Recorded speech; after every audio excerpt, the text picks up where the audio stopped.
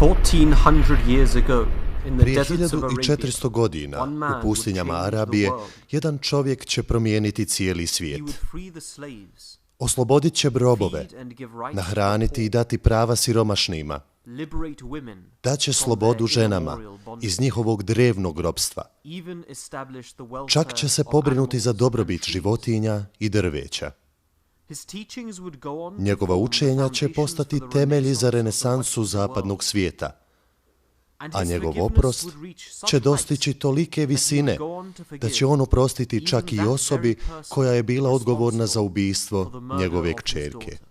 That man's name was Muhammad, Ime tog the čovjeka je founder of Muhammed, Islam, and it osnivač was Islama, for these reasons i upravo that he iz was ovih named in razloga heaven je na as the nebesima mercy nazvan of kao mankind. milost za But over cijelo time, čovječanstvo. the light of his mercy Vremenom će would ova become milost hidden postati behind sakrivena veils iza of zavjesa injustice. nepravde And so i a kada man se in tako his desi, name and in his čovjek pod image njegovim imenom would be i sent njegovim to djelovanjem remove those veils će biti poslan and da to otkloni re-enlighten sve the world ove zle with light zavjese of mercy. i da obasja svijet That svojim man's svjetlom name milosti. was Mirza Ghulam Ime tog čovjeka Ahmed, je Mirza Ghulam Ahmed, the promised Messiah obećani and Mesija Imam Mahdi, i Imam Mehdi, the guided leader, ugledni osnivač the Ahmedija founder muslimanske of the zajednice. Ahmadiyya Muslim community.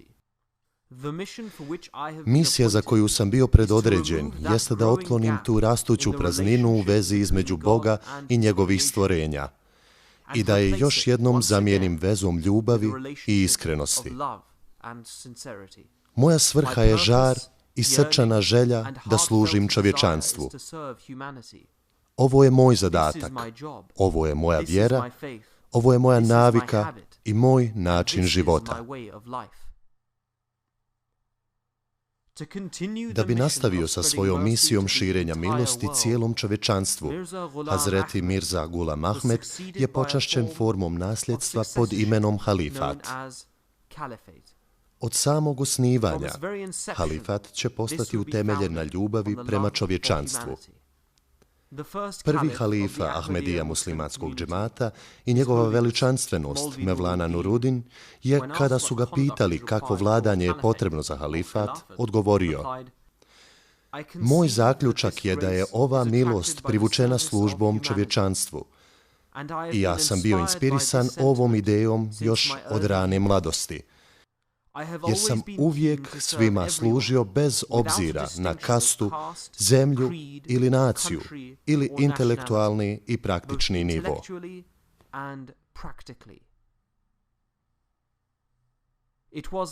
Drugi halifa, njegova veličanstvenost Mirza Bašrudin Mahmud Ahmed, je bio taj koji je osnovao Ahmedija muslimansku omladinsku organizaciju te je utemeljio na principima službe i ljubavi prema čovječanstvu. Treći halifa Ahmedija muslimanske zajednice, njegova veličanstvenost Mirza Nasir Ahmed, je ustanovio takozvani Nusrat Jahan program, znači pomoć svijetu. Ovaj projekat je otišao do te mjere da je utemeljio stotine bolnica i škola u nekim od najsiromašnijih dijelova Afrike. Treći halifa je također formulisao slogan ljubav svakome, mržnja nikome. Mi vjerujemo u jednakost svih ljudskih bića, u vladavinu zakona i mi smo protiv bilo kakvih zala. A kako vi sprovodite vaše misije u Europi? Mi pokušavamo da osvojimo srca.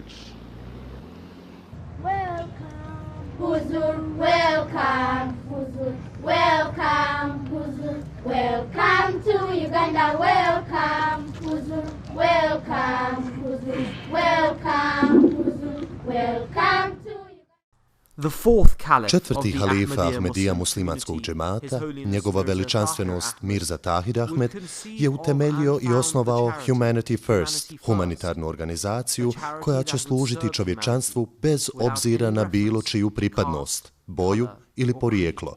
Prvi poziv za akciju ove organizacije je bio da obezbijedi pomoć u bosanskoj krizi. I Ahmedija muslimanska omladina je u prvom planu stavila ovaj poziv i time stavila svoje živote u očitu opasnost kako bi pomogli bosanskom narodu.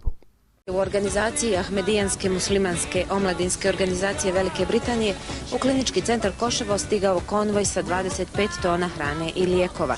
Kako nam je rekao Halil Hayat, vođa ovog humanitarnog projekta, u Bosnu i Hercegovinu dolaze već 3. put s namjerom da svojoj braći olakšaju patnje kroz koje prolaze. Ovaj put savjetovali su nam da bolnici dodijelimo pomoć koja joj je neophodna. Donijeli smo oko 3 tone medicinskih preparata, a ostalo je hrana. Ovom prilikom posjetili su i dječju hirurgiju i njene pacijente obradovali su slatkišima. Ne bojiš se. Hrabra djevojčica. Bićeš ubrzo bolja ko Bog da. When you change your shirt. This will fit you both ways. Naravno, ovdje nećemo stati, vrlo brzo ćemo biti s vama, poruka je za kraj ove jednodnevne posjete. Ja se svečano zaklinjem da ću uvijek biti spreman žrtvovati svoj život, bogatstvo, vrijeme i čast za dobrobit svoje vjere, zemlje i nacije.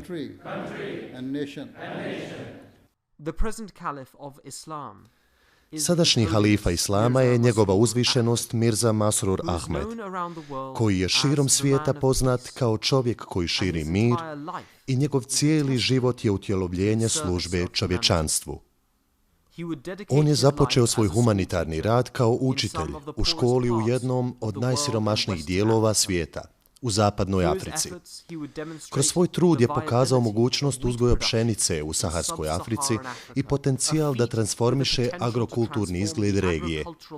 Također je započeo projekat osvjetljivanja Afrike, čiji je cilj da obezbijedi električnu energiju najudaljenijim dijelovima Afrike. Također je za cilj postavio projekat obezbjeđivanja svakog dijela Afrike sa čistom tekućom vodom. Oba ova projekta uključuju veliki broj volontera iz Ahmedija muslimanske zajednice, koji putuju u Afriku u udaljene i nepristupačne terene kako bi postavili solarne panele i kako bi popravili instalacije za vodene pumpe. Upravo ova institucija halifata je direktna inspiracija za milost prema cijelom čovječanstvu. Halifa je već započeo i dobrotvorne maratone, jer je osjetio da je veoma bitno za našu omladinu da budu aktivni i da trebamo imati maratonske šetnje. Osnovna svrha maratona jeste da je želio za našu omladinu da imaju fizičke vježbe i također da rade na dobrotvornom polju kako bi skupili donacije za razne dobrotvorne organizacije. A također je osjetio da će ova fizička i duhovna aktivnost biti dobra za omladinu i djecu.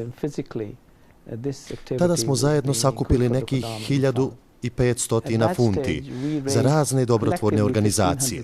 I sjećam se kada je Huzur rekao da smo počeli sa nekim vrlo skromnim sredstvima, ali da će jednog dana, inšallah, ovo donijeti velike plodove i da ćemo uspjeti prikupiti 1000 funti za dobrotvorni rad.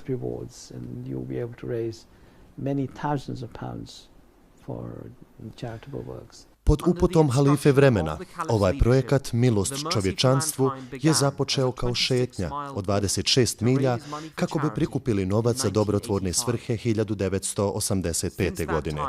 Od tog vremena program Milost čovječanstvu se razvio u maratonski hod, pješačenje i biciklizam, te prikupio 100.000 funti za britanske dobrotvorne ustanove svake godine. Naša omladina je stigla do Alpi vozeći bicikl od Pariza do Londona 2015. godine kao odgovor na barbarski napad u Parizu pod sloganom Ljubav svakome, mržnja nikome, napisanim i ucrtanim preko njihovih grudi. Prešli su najveće vrhove planina Velike Britanije sa ciljem da prikupe novac za dobrotvorne svrhe u Velikoj Britaniji, ali Ahmedija muslimanska omladina kao dobrotvorno udruženje nije ograničena samo na ovaj događaj.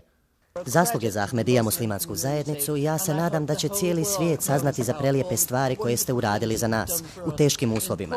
Kiši koja je lila i teškim prljavim uslovima ste pomogli ženi bez ičega koja živi sa nepokretnim mužem. Hvala vam puno. Samo sam želio zahvaliti vašoj zajednici posebno za ljubaznost i obzir koji ste pokazali ovom stanovništvu. To je zaista bila radost kojoj smo svjedočili. Hvala vam svima puno.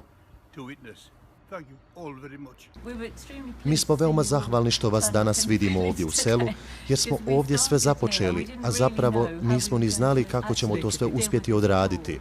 Tako da je sve ono što ste do sada uradili zaista mukotrpno i mi to zaista ne bismo sami mogli uraditi.